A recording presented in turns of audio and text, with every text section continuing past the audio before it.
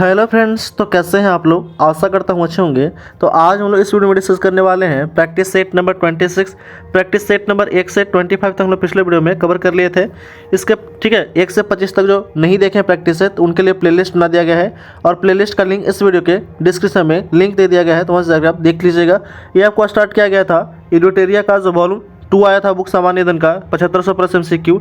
ठीक है, NTPC, BSPCL, SSC GD ये सभी एग्जामों को देखते हुए यह स्टार्ट किया गया था। आपको मोस्ट इंपॉर्टेंट एक प्रैक्टिस सेट में आपको 50 जीके जिसका क्वेश्चन कराया जाता है फुल डिस्क्रिप्शन के साथ। तो कृपया अभी तक जो भी चैनल को सब्सक्राइब नहीं किए हैं तो कृपया सब्सक्राइब कर दें, लाइक कर दें, बेल आइकन दबा दें और अलग अलग अच्छे रिलेटेड ग्रुप में शेयर कर दें। इसका PDF आपको व्हाट्सएप ग्रुप पे प्रोवाइड कर दिया जाता है और व्हाट्सएप ग्रुप का लिंक इस वीडियो के डिस्क्रिप्शन में लिंक दे दिया गया है, तो वहाँ से जाकर आप ज्वाइन कर लीजिएगा। आज हम लोग डिस्कस करने वाले हैं practice set number 26। Practice set number 26 का फर्स्ट क्वेश्चन दिया गया है। पहला क्वेश्चन है प्रैक्टिस सेट नंबर 26 का फर्स्ट क्वेश्चन है, किसी वस्तु से प्रकाश के गुजरने की घटना क्या कहलाती है। तो किसी वस्तु से प्रकाश के गुजरने की घटना कहलाता है अपवर्तन कहलाता है। ऑप्शन नंबर बी हो जाएगा राइट आंसर। नेक्स्ट क्वेश्चन है, अगला प्रश्न दिया गया है कि फ्यूज तार का विशिष्ट प्रतिरोध कैसा होता है। तो फ्यूज तार का विशिष्ट प्रतिरोध होता है उच्च होता है, ठीक है, और गलनांक निम्न होता है। ऑप्शन नंबर डी हो जाएगा राइट आंसर। नेक्स्ट क्वेश्चन है, अगला प्रश्न दिया गया है कि निम्नलिखित में से किसकी भिन्नता के कारण संपीड़न और विरल उत्पन्न होता है। तो संपीड़न और विरल उत्पन्न होता है वो है आपका हवा का दबाव के कारण। ऑप्शन नंबर बी हो जाएगा राइट आंसर। नेक्स्ट क्वेश्चन है, अगला प्रश्न दिया गया है वो है कि निम्नलिखित में से कौन सा परमाणु के बारे में सत्य नहीं है। ठीक है, पहला है कि 2 तत्वों के परमाणु के समान होते हैं, तो ये पहला गलत है। दूसरा है कि परमाणु का आकार बहुत छोटा होता है, तो ये सही है। तीसरा है कि एक तत्व के परमाणु के सभी अवस्थाएं समान होती हैं, तो ये भी सही है, यानी कि ऑप्शन नंबर 1 हो जाएगा राइट आंसर। नेक्स्ट क्वेश्चन है, धातुओं के पतली तार के रूप में ढालने की विशेषता क्या कहलाता है। तो धातुओं के पतली तार के रूप में ढालने की विशेषता कहलाता है तन्यता, और सबसे ज़्यादा तन्यता जो होता है वो होता है आपका सोना में, उसके बाद है चांदी, फिर है एल्युमिनियम। नेक्स्ट है, अगला क्वेश्चन दिया गया है वो है कि निम्नलिखित में से कौन सा क्षारीय विलयन नहीं है। तो क्षारीय विलयन नहीं हुआ आपका एल्युमिनियम हाइड्रोक्साइड, क्षारीय विलयन नहीं है। एल्युमिनियम हाइड्रोक्साइड का फार्मूला होता है AlOH के होल थ्राइस होता है। कैल्शियम हाइड्रोक्साइड का फार्मूला होता है CaOH का होल ट्वाइस होता है, ठीक है। सोडियम हाइड्रोक्साइड का फार्मूला होता है NaOH होता है और मैग्नीशियम हाइड्रोक्साइड का फार्मूला होता है MgOH का होल 2। नेक्स्ट क्वेश्चन है, अगला प्रश्न दिया गया है वो है कि निम्नलिखित में से कौन सा नीले लिटमस को लाल कर देता है। तो नीले लिटमस को लाल कर देता है वो आपका सिरका कर देता है। ऑप्शन नंबर डी हो जाएगा राइट आंसर। धोवन सोडा का रासायनिक नाम है सोडियम कार्बोनेट और फार्मूला होता है Na2CO3 × 10H2O होता है, ठीक है। बेकिंग सोडा का फार्मूला क्या होता है, तो NaHCO3 होता है, ठीक है, और इसका रासायनिक नाम होता है सोडियम बाइकार्बोनेट और इसको हम खाने में यूज़ करते हैं बेकिंग सोडा को। नेक्स्ट क्वेश्चन है, अगला प्रश्न दिया गया है कि तत्वों में F fluorine, chlorine, bromine, iodine और एस्टेटिन सामान्यतः किस नाम से जानते हैं। तो ये जाना जाता है आपका हाइलोजन तत्व है ये सभी, ठीक है। ऑप्शन नंबर हाइलोजन ग्रुप के हैं ये सभी। ऑप्शन नंबर ए हो जाएगा राइट आंसर। नेक्स्ट क्वेश्चन है, अगला प्रश्न दिया गया है कि निम्नलिखित में से कौन सा एक कोशिका में अधिक मात्रा में पाए जाने वाला अणु है। तो कोशिका में अधिक मात्रा में पाए जाने वाला अणु है वो आपका जल है। ऑप्शन नंबर बी हो जाएगा राइट आंसर। जल का फार्मूला होता है H2O। कार्बोहाइड्रेट के बारे में अगर हम जानते हैं तो कार्बोहाइड्रेट हम लोग जो है वो ऊर्जा के लिए इंपॉर्टेंट है, तुरंत ऊर्जा के लिए हम लोग कार्बोहाइड्रेट यूज़ करते हैं और 1 ग्राम कार्बोहाइड्रेट में हमको 4.1 से लेकर के 4.5 कैलोरी ऊर्जा मिलती है। प्रोटीन में भी ऊर्जा मिलता है, ठीक है। 1 ग्राम प्रोटीन में 4.1 से 4.3 कैलोरी ऊर्जा मिलता है, ठीक है। वसा में सबसे ज़्यादा जो है वो ऊर्जा मिलता है, तो वो कितना %, तो आपका 1 ग्राम वसा में 9.1 से लेकर के 9.5 कैलोरी ऊर्जा मिलती है। नेक्स्ट क्वेश्चन है, अगला प्रश्न दिया गया है कि पौधों में लचीलापन किस ऊतक के कारण होता है। तो पौधों में लचीलापन के कारण जो है वो है आपका कोलेनकाइमा ऊतक। ऑप्शन नंबर ए हो जाएगा राइट आंसर। पैरेन्काइमा का कार्य क्या है, तो यह भंडारण में, प्रकाश संश्लेषण में, घाव भरने में ये काम करता है पैरेन्काइमा। स्क्लेरेन्काइमा का कार्य है पौधों और यांत्रिक सहायता को मजबूती देना, ठीक है। एरेन्काइमा का जो कार्य है वो क्या है, तो कुछ पौधों की पत्तियों, तनों और जड़ों के रिक्त स्थान या, ठीक है, वायु चैनल बनाता है जो, ठीक है, जो सूट और जड़ को, ठीक है, जो सूट और जड़ के बीच में गैसों के आदान प्रदान की अनुमति देता है। नेक्स्ट क्वेश्चन है, अगला प्रश्न दिया गया है क्वेश्चन नंबर 11 है कि अमीबा में प्रजनन कैसा होता है। तो अमीबा में प्रजनन होता है द्विखंडन होता है, ठीक है। ऑप्शन नंबर 2 हो जाएगा राइट आंसर। नेक्स्ट क्वेश्चन है, अगला प्रश्न है कि निम्नलिखित में कौन सा परिसंचरण तंत्र का अंग नहीं है। तो परिसंचरण तंत्र का अंग नहीं है वो आपका बढ़िया तो जो है वो परिसंचरण तंत्र का अंग नहीं है। ऑप्शन नंबर डी हो जाएगा राइट आंसर। कौन कौन सा है, तो हृदय है, रक्त है, धमनियाँ है, ये सभी हैं।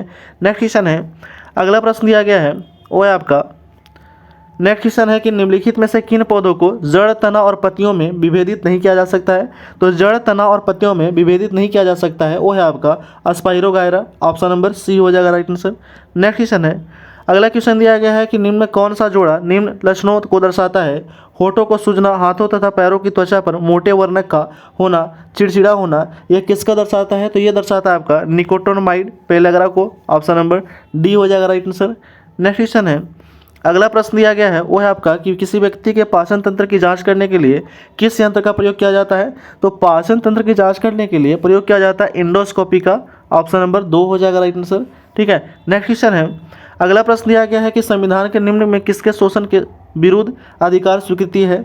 तो शोषण के विरुद्ध अधिकार जो स्वीकृति है वो किसको है। तो वह है आपका, ठीक है, बच्चों के विरुद्ध, उसके बाद स्त्रियों के विरुद्ध, और तीसरा है जनजातियों के विरुद्ध, दलितों के विरुद्ध नहीं है। यानी कि ऑप्शन नंबर सी हो जाएगा राइट आंसर। 1, 2 और 3 सही है। ठीक है, नेक्स्ट क्वेश्चन है, अगला प्रश्न दिया गया है वो है आपका कि निम्न में से कौन सा प्रशासन पर विधायी नियंत्रण के अंतर्गत नहीं आता है। तो विधायी नियंत्रण के अंतर्गत नहीं आता है वो आपका शून्यकाल नहीं आता है। ऑप्शन नंबर 2 हो जाएगा राइट आंसर। नेक्स्ट क्वेश्चन है, अगला प्रश्न दिया गया है कि किसी समिति में राज्यसभा का प्रतिनिधित्व नहीं होता है। तो किस समिति में राज्यसभा का प्रतिनिधित्व नहीं होता है वो आपका प्राक्कलन समिति। ऑप्शन नंबर ए हो जाएगा राइट आंसर। नेक्स्ट क्वेश्चन है, अगला प्रश्न दिया गया है कि दिए गए विकल्पों में कौन सही है ये बताना है। पहला कथन है कि सर्वोच्च न्यायालय मूल क्षेत्राधिकार रखता है, तो ये सही है पहला। दूसरा है कि सर्वोच्च न्यायालय अपीलीय क्षेत्राधिकार रखता है, तो ये भी सही है। तीसरा है कि यह परामर्श संबंधी क्षेत्राधिकार रखता है, तो ये भी सही है। ऑप्शन नंबर डी हो जाएगा राइट आंसर। इनमें से सभी जो है वो क्या है, तो सही है। नेक्स्ट क्वेश्चन है, क्वेश्चन नंबर 20 है, दिया गया कि निम्न पर विचार कीजिए और नीचे दिए गए कुटों का प्रयोग करते हुए सही उत्तर का चयन करना है। ठीक है, दिया गया है कि राज्यपाल अपना पद ग्रहण करने से पूर्व शपथ लेना या प्रतिज्ञा करेगा। ऑप्शन नंबर पहला जो है, पहला कथन क्या है, तो सही है। दूसरा कथन दिया गया है वो है आपका कि शपथ या प्रतिज्ञान का प्रारूप भारतीय संविधान की 3री अनुसूची में है, तो ये दूसरा क्या है, तो गलत है। तीसरा है कि राज्यपाल उच्च न्यायालय के मुख्य न्यायमूर्ति या उसकी अनुपस्थिति में ज्येष्ठतम न्यायाधीश के सक्षम शपथ का प्रतिज्ञान करेगा, तो ये सही है। चौथा है कि शपथ या प्रतिज्ञान की प्रक्रिया में भारतीय संविधान के अनुच्छेद 159 दी गई है, तो ये भी सही है। यानी कि पहला, तीसरा और चौथा सही है कथन। तो क्या हो जाएगा राइट आंसर, तो इसका राइट आंसर हो जाएगा ऑप्शन नंबर 2, 1, 3 और 4। ठीक है, नेक्स्ट क्वेश्चन है, अगला प्रश्न दिया गया है वो है आपका कि भारत के प्रत्येक नागरिक का कर्तव्य होगा कि प्राकृतिक पर्यावरण का संरक्षण और उसका संवर्धन करें। यह किस अनुच्छेद में शामिल किया गया है। तो यह शामिल किया गया है अनुच्छेद 48 के क में यह शामिल किया गया है कि प्रत्येक भारतीय नागरिकों का कर्तव्य होगा कि प्राकृतिक पर्यावरण का संरक्षण करना और उसका संवर्धन करना। अनुच्छेद 48 के क में कहा गया है। ऑप्शन नंबर बी हो जाएगा राइट आंसर। अनुच्छेद 56 में कहा गया है कि राष्ट्रपति को कार्यकाल से जुड़ा रहना। अनुच्छेद 21 में है जीवन या प्राणोदय स्वतंत्रता के बारे में। अनुच्छेद 51 के क में है मौलिक कर्तव्य के बारे में। नेक्स्ट क्वेश्चन है, अगला प्रश्न दिया गया है वो है आपका कि भारत में नियंत्रक महालेखा परीक्षक पद को कब सरकारी नियंत्रण से मुक्त कर वैधानिक दर्जा दिया गया था। तो सरकारी नियंत्रण से मुक्त करके वैधानिक दर्जा दिया गया था कब, तो भारत शासन अधिनियम 1919 के द्वारा। ऑप्शन नंबर बी हो जाएगा राइट आंसर। नेक्स्ट क्वेश्चन है, अगला प्रश्न दिया गया है कि सूची 1 और सूची 2 को सुमेलित करना है और बताना है कि कूट का प्रयोग करके कौन सा सही है। जलप्रपात तो राज्य दिया गया कि कौन सा जलप्रपात किस राज्य में है। दूध सागर जलप्रपात कहाँ है, तो यह है गोवा में। ठीक है, बरकाना जलप्रपात कहाँ है, तो यह है आपका कर्नाटक में। दुधुमा जलप्रपात कहाँ है, तो यह आपका उड़ीसा में है। और कलियर जलप्रपात कहाँ है, तो तमिलनाडु में है। एक बार फिर से हम लोग देख लेते हैं। दूध सागर जलप्रपात कहाँ है, तो गोवा में है। ठीक है, गोवा में ध्यान रखिएगा। बरकाना जलप्रपात कहाँ है, तो कर्नाटक में है बरकाना जलप्रपात। दुधुमा या डुडुमा जलप्रपात कहाँ है, तो उड़ीसा में है। ठीक है, और कलियूर जलप्रपात कहाँ है, तो तमिलनाडु में है। तो इसका जो राइट आंसर हो जाएगा वो हो जाएगा आपका ऑप्शन के अकॉर्डिंग हो जाएगा आपका ऑप्शन नंबर बी, 4, 3, 2, 1। ठीक है, नेक्स्ट क्वेश्चन है, अगला प्रश्न दिया गया है कि वात दीर्घदर्शी का कार्य क्या है। तो वात दीर्घदर्शी का जो कार्य है वो है आपका वायु की दिशा को दर्शाना। ऑप्शन नंबर सी हो जाएगा राइट आंसर। नेक्स्ट क्वेश्चन है, अगला प्रश्न दिया गया है वो है आपका कि सूची 1 और सूची 2 के साथ सुमेलित कीजिए और बताना है कि दिए गए कोड का सही प्रयोग उत्तर चुनना है। भौगोलिक लक्षण और भौगोलिक प्रक्रिया का प्रकार दिया गया कि कौन सा भौगोलिक लक्षण कौन से प्रक्रिया का प्रकार है ये बताना है। तो देखते हैं हम लोग। दिया गया कि सर्ग जो है वह संबंधित है किससे, तो हिमनद के अपर्दन लक्षण से। ठीक है, यारडांग जो है यह संबंधित है वायु के अपर्दनी लक्षण से। बरखान जो है यह संबंधित है किससे, तो यह है वायु के निक्षेपण लक्षण से। और ड्रमलिंग जो है यह संबंधित है आपका हिमनद के निक्षेपण लक्षण से। तो एक बार फिर से देख लेते हैं हम लोग। सर्क जो है यह संबंधित है हिमनद के अपर्दनी लक्षण से। ठीक है, सर्क संबंधित है। यारडांग जो है यह संबंधित है आपका वायु के अपर्दनी लक्षण से। बरखान जो है यह संबंधित है आपका वायु के निक्षेपण लक्षण से। और ड्रमलिन जो है यह संबंधित है हिमनद के निक्षेपण लक्षण से, यानी कि इसका जो राइट आंसर हो जाएगा ऑप्शन नंबर ए हो जाएगा राइट आंसर, 4 1 3 2। ठीक है, नेक्स्ट क्वेश्चन है, अगला प्रश्न दिया गया है, क्वेश्चन नंबर 26 है, दिया गया कि प्रति चक्रवात की विशेषता होती है क्या? तो प्रति चक्रवात का विशेषता होता है स्वच्छ और स्वच्छ आसमान होता है, ऑप्शन नंबर डी हो जाएगा राइट आंसर। प्रति चक्रवात में होता है क्या है कि केंद्र से हवा जो है वो बाहर की ओर आता है, ठीक है, और चक्रवात में क्या होता है कि ठीक है, बाहर से केंद्र की ओर हवा आता है, ठीक है, ये ध्यान रखिएगा। नेक्स्ट क्वेश्चन है, अगला प्रश्न दिया गया है कि निम्नलिखित नदियों में से कौन सी एक पंचनद की सम्मिलित नहीं है? तो पंचनद में सम्मिलित नदी कौन सा नहीं है? तो वह है आपका सिंधु नदी, जो पंचनद में सम्मिलित नहीं है। सिंधु नदी का उद्गम स्थल है तिब्बत के मानसरोवर झील के पास कैलाश पर्वत श्रृंखला से स्थित बोकरचू हिमानी से निकलता है सिंधु नदी, और सिंधु नदी का लंबाई है 3180 किलोमीटर, ठीक है, ये भी आपको ध्यान में रखना है। ब्यास नदी निकलती है आपका कहाँ से? तो ब्यास कुंड से निकलती है, ठीक है, लंबाई है इसका कितना? तो 470 किलोमीटर है। झेलम नदी यह निकलता है आपका पीर पंजाल रेंज से, और इसका लंबाई कितना है? तो 725 किलोमीटर है। सतलज नदी जो है यह निकलता है आपका कैलाश पर्वत से, और इसका लंबाई कितना है? तो 1450 किलोमीटर है। नेक्स्ट क्वेश्चन है, अगला प्रश्न दिया गया है कि निम्नलिखित स्थानों में से कौन सा एक लौह अयस्क खनन क्षेत्र नहीं है? तो लौह अयस्क खनन क्षेत्र नहीं है वो आपका मलाज खंड जो है यह एक लौह अयस्क खनन क्षेत्र नहीं है, ऑप्शन नंबर 1 हो जाएगा राइट आंसर। बैलाडीला जो है, ये बहुत बार एग्जाम में पूछा गया कि बैलाडीला जो है वो खान किसके लिए प्रसिद्ध है? तो ये लौह अयस्क के लिए प्रसिद्ध है, और ये कहाँ पे है? तो आपका ये छत्तीसगढ़ में है, ये भी आपको ध्यान में रखना है, ठीक है। उसके बाद है आपका अनंतपुर जो है, अनंतपुर आंध्र प्रदेश में स्थित है, ठीक है, अनंतपुर जो खान है आंध्र प्रदेश के लौह अयस्क के लिए प्रसिद्ध है। मयूरभंज जो है ये भी बहुत इंपॉर्टेंट है, ये भी बहुत बार एग्जाम में पूछा गया है कि मयूरभंज जो है वो किस खान के लिए प्रसिद्ध है? तो ये भी लौह अयस्क के खान के लिए प्रसिद्ध है, और ये कहाँ पे है? तो उड़ीसा में स्थित है ये, ठीक है, मयूरभंज। नेक्स्ट क्वेश्चन है, अगला प्रश्न दिया गया है कि सैंधव सभ्यता के प्रमुख स्थल आलमगीरपुर किस नदी के किनारे स्थित है? तो आलमगीरपुर जो है यह संबंधित है कहाँ से? तो हिन्ना नदी से के किनारे बसा है ये आलमगीरपुर, ऑप्शन नंबर बी हो जाएगा राइट आंसर, ठीक है। रावी हड़प्पा नदी के किनारे रावी बसा है, ठीक है, ठीक है, हड़प्पा जो है रावी नदी के किनारे है। लोथल जो है भोगवा नदी के किनारे है, और घग्गर जो है वो आपका राखीगढ़ नदी के किनारे जो है वो घग्गर, ठीक है, घग्गर नदी के किनारे कौन है? तो राखीगढ़ी है, ठीक है। राखीगढ़ी सतलज भी देता है, तो ये भी ध्यान रखिएगा, ठीक है, और घग्गर भी देता है ऑप्शन में, ठीक है। तो घग्गर रहेगा तो घग्गर मारना है, सरस्वती रहेगा तो सरस्वती मारना है आपको, ठीक है। तो इसका राइट आंसर हो जाएगा ऑप्शन नंबर 2। तो ये जितने भी आपको क्वेश्चन कराया जा रहा है ये मोस्ट इंपॉर्टेंट क्वेश्चन है, और इसमें आपको फुल डिस्क्रिप्शन के साथ 50 जीके जी का क्वेश्चन कराया जाता है, तो सभी एग्जामों के लिए इंपॉर्टेंट है, ठीक है। जितने भी एग्जाम का आप तैयारी कर रहे हैं कॉम्पिटिटिव एग्जाम का, ठीक है, तो उनके लिए मोस्ट इंपॉर्टेंट प्रैक्टिस सेट आपको चलाया जा रहा है। एडिटोरिया का जो सेकंड एडिशन बुक आया था 7500 प्लस MCQ का सामान्य दिन का, उससे हम लोग स्टार्ट किए थे। तो कृपया अभी तक जो भी चैनल को सब्सक्राइब नहीं किए हैं तो कृपया सब्सक्राइब कर दें, लाइक कर दें, बेल आइकन दबा दें, और अलग अलग से रिलेटेड ग्रुप में शेयर कर दें। और एक आपसे रिक्वेस्ट है आप लोगों से कि जितने भी वीडियो आप देखते हैं तो कृपया अपने दोस्तों को अपने स्टडी ग्रुप में शेयर जरूर करें, ठीक है। और कोई भी सुझाव हो तो आप कमेंट बॉक्स में दे सकते हैं। आते हैं हम लोग नेक्स्ट क्वेश्चन की ओर। अगला प्रश्न दिया गया है, किस ब्राह्मण में गंधार पंचाल आदि के राजाओं का उल्लेख मिलता है? तो ये उल्लेख मिलता है कहाँ पे? सतपथ ब्राह्मण में, ऑप्शन नंबर सी हो जाएगा राइट आंसर। नेक्स्ट क्वेश्चन है, अगला प्रश्न दिया गया है वो है आपका कि देवपड़ा अभिलेख का संबंध किस शासक से है? तो देवपड़ा अभिलेख का संबंध है वह संबंधित आपका विजय सेन से, ऑप्शन नंबर बी हो जाएगा राइट आंसर। स्कंदगुप्त जो है संबंधित है किससे? तो जूनागढ़ अभिलेख से, ये भी आपको ध्यान में रखना है। नेक्स्ट क्वेश्चन है, अगला प्रश्न दिया गया है वो है आपका कि किसने वेदमार्ग प्रतिष्ठापक की उपाधि धारण किया था? तो वेदमार्ग प्रतिष्ठापक की उपाधि धारण किया था वो है आपका कौन था? तो बुक्का फर्स्ट है। बुक्का फर्स्ट का कार्यकाल था 1356 से लेकर के 1377 तक। हरिहर टू का कार्यकाल था 1377 से 1404 ईस्वी तक। देवरा द्वितीय का कार्यकाल था कब से कब तक? तो 1424 से लेकर के 1426 तक था। तो ये आपको एक्स्ट्रा पॉइंट जो लिखाया जाता है या बताया जाता है, तो कृपया आप कॉपी पेन लेकर के बैठे और जो भी एक्स्ट्रा पॉइंट लिखाया जाता है उसको आप नोट डाउन करते रहें, और रिवीजन करने में आपको बहुत सारा जो क्वेश्चन आपको कवर हो जाता है, ठीक है। एक्स्ट्रा पॉइंट बताने की रीजन जो है यही है। आते हैं नेक्स्ट क्वेश्चन की ओर कि औरंगजेब के द्वारा जजिया कर को पुनः किस वर्ष लागू किया गया था? तो जजिया कर को पुनः लागू करने वाला शासक था औरंगजेब, और कब लागू किया गया था? तो 1689 में लागू किया गया था। औरंगजेब का अगर कार्यकाल पूछ लिया जाएगा तो कब से कब तक? तो 1658 से लेकर के 1707 तक, और ये अहमदनगर में इसकी मृत्यु हो जाती है, ठीक है, 1707 में। नेक्स्ट क्वेश्चन है, अगला प्रश्न दिया गया है कि पहाड़िया विद्रोह का संबंध किस राज्य से है? तो पहाड़िया विद्रोह का जो संबंध है वह है आपका बिहार और झारखंड से। पहाड़िया विद्रोह ये कब से कब तक चला था? तो 1770 से लेकर के एक जो है वो बिटवीन यानी कि बीच में समय देता है वो है 1803 के बीच में यह जो है वो विद्रोह चलता है, ठीक है। ऑप्शन नंबर 1 हो जाएगा राइट आंसर इसका। नेक्स्ट क्वेश्चन है, अगला प्रश्न है कि महमूद गजनबी को परास्त करने हेतु राजपूत शासक के संघ का नेतृत्व किसने किया था? तो इसका नेतृत्व करने वाला शासक था जयपाल। ऑप्शन नंबर सी हो जाएगा राइट आंसर। जयपाल का कार्यकाल जो था वो था आपका 964 से लेकर के 1001 ईस्वी तक। पृथ्वीराज चौहान जो था उसका कार्यकाल था 1178 से लेकर के 1192 तक।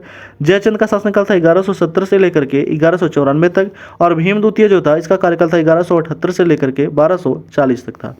नेक्स्ट क्वेश्चन है, अगला प्रश्न दिया गया है कि निम्नलिखित में कौन सा एक फतेहपुर सीकरी में स्थित नहीं है? तो फतेहपुर सीकरी में स्थित नहीं है वो आपका मोती मस्जिद है, वो फतेहपुर सीकरी में स्थित नहीं है। तो बाकी सभी है, पंचमहल है, सलीम चिश्ती मकबरा है, मरियम पैलेस है, तो ये सभी जो है वो स्थित है। ठीक है, मोती मस्जिद जो है ये कहाँ पे स्थित है? तो ये है आपका मोती मस्जिद आगरा में है, और कहाँ पे है? तो दिल्ली में, दोनों जगह पे है। नेक्स्ट क्वेश्चन है, अगला प्रश्न दिया गया है कि मोंटेस्क्यू के संबंध में निम्नलिखित कथनों पर विचार करना है और बताना है कि इसमें सत्य कथन कौन सा हो जाएगा। पहला कथन है कि इसने the spirit of the laws नामक पुस्तक की रचना किया था, तो ये पहला कथन बिल्कुल सही है। दूसरा है कि इस पुस्तक के सत्ता के शक्ति के विभाजन की बात लिखी गई है, तो ये भी सही है। ऑप्शन नंबर क्या हो जाएगा? सी हो जाएगा राइट आंसर। 1 और 2 दोनों जो है वो क्या है? तो सही है। नेक्स्ट क्वेश्चन है, क्वेश्चन नंबर 38 है, दिया गया कि निम्नलिखित घटनाओं को कार्यक्रम के अनुसार बढ़ते हुए सही क्रम में व्यवस्थित करना है। तो हम लोग इसको डेट देख लेते हैं। अगर डेट मालूम होगा तो आप अच्छे से अपने से खुद से ही आप इसको अरेंज कर सकते हैं, व्यवस्थित कर सकते हैं। वास्को डी गामा जो है वो दूसरी बार कब आया था भारत? तो 1502 में आया था, ये सभी को पता होना चाहिए। और पहली बार कब आया था? तो 1498 में आया था, ये भी आपको ध्यान में रखना है।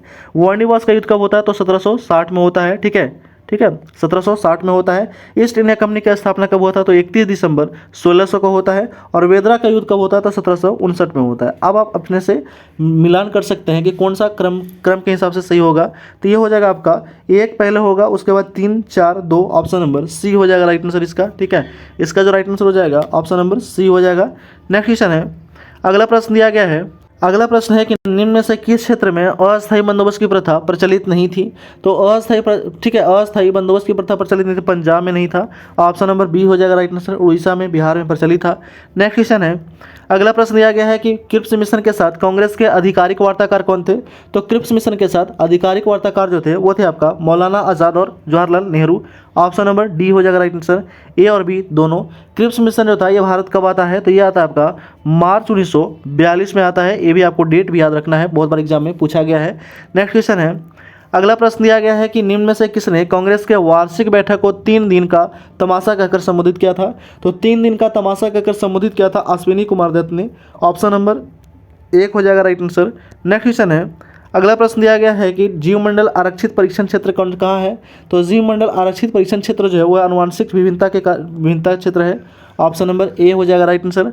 नेक्स्ट क्वेश्चन है, अगला प्रश्न है कि निम्न में से कौन सा एक भारत के राष्ट्रीय जलवायु परिवर्तन कार्य योजना कमीशन में शामिल नहीं है?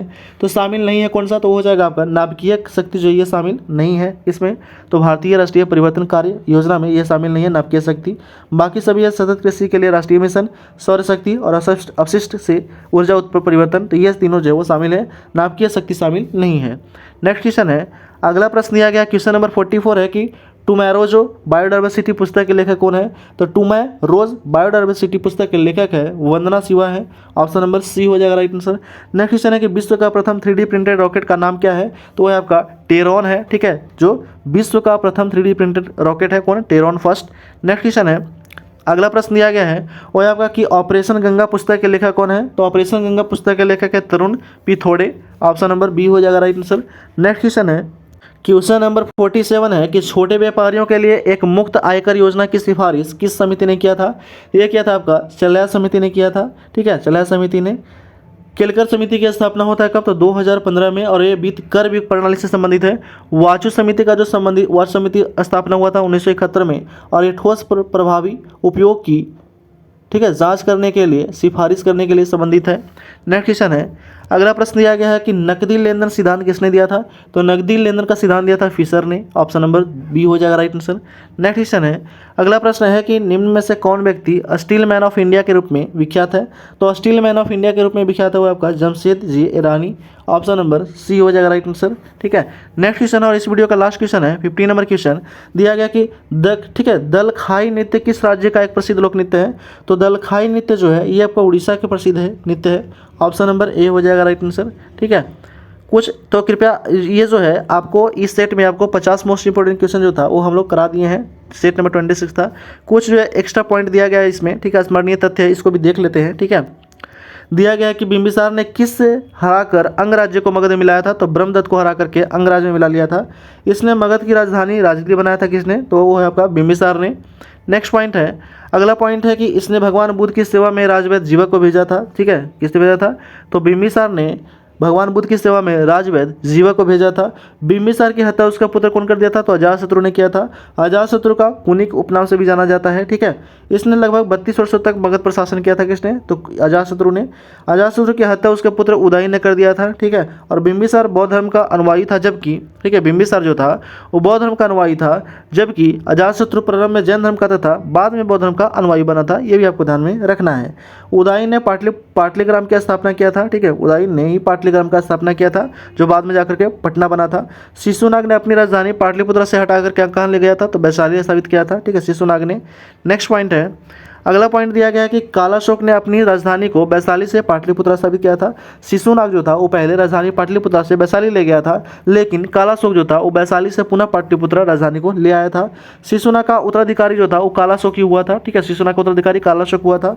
शिशुनाग वंश का अंतिम राजा था नंदीवर्धन था। ठीक है, नंद वंश का संस्थापक महापद्मनंद था। नंद वंश का संस्थापक महापद्मनंद था। नेक्स्ट पॉइंट है, अगला पॉइंट दिया गया है कि नंद वंश का अंतिम शासक था घनानंद। ठीक है, नंद वंश का अंतिम शासक कौन था, तो घनानंद था। और चंद्रगुप्त मौर्य ने घनानंद को पराजित कर मौर्य साम्राज्य की स्थापना किया था कौन, तो चंद्रगुप्त मौर्य ने।